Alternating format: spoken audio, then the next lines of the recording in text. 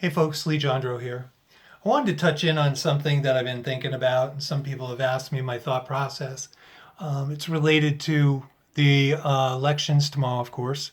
Most of us in America are painfully aware of the elections that sit there, and people are wondering, where we're headed and what we're doing. A lot of people have said, "Who do you think's going to win?" And I think that's, a question that I think one of the things about the prophetic is, we're supposed to be forth tellers. And while we can foretell, I shared with a bunch of my friends the other day that, I had chosen a winner and something like that, but I don't think the issue is the winner. I think from a spiritual perspective, the thing we need to look at is regardless of who wins, regardless who I think's going to win or who you think's going to win, we need to be prepared to usher in a realm of peace. I think a lot of people are relying, I'm just going to say this, they're relying on President Trump to win. And with his win, they believe that he's God's chosen. And other people are waiting for Vice President Biden to win. And they believe that, he has the mantle to carry this as well.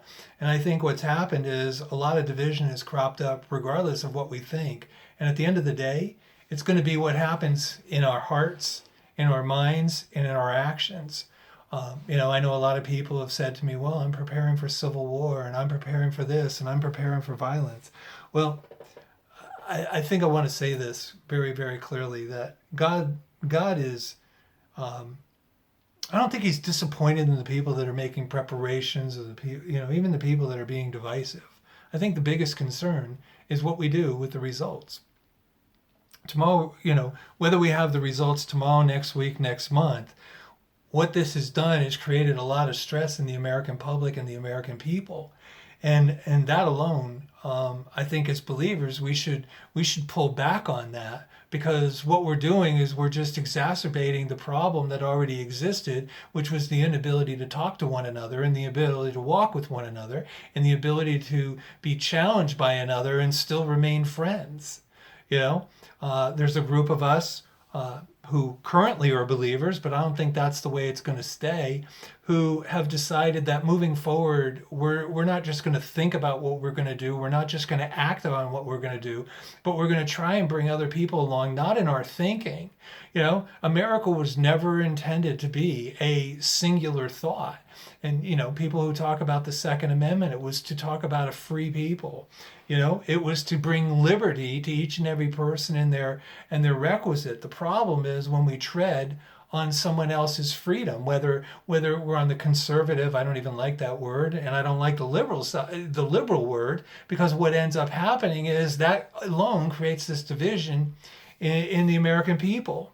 And I think that God is, if I had one word, it's God is calling us to be peacemakers. And peacemakers who will stand up for the goodness of God, the love and the kindness and the mercy and the grace of the Father.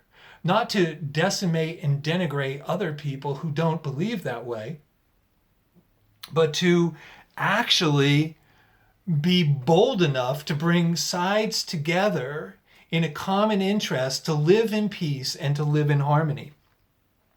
And while I understand not everybody believes in peace and not everybody believes in harmony, I do. I believe God does. And I believe that he's going to bring his grace and his power to allow people to make that change and to be bold in their witness to one another.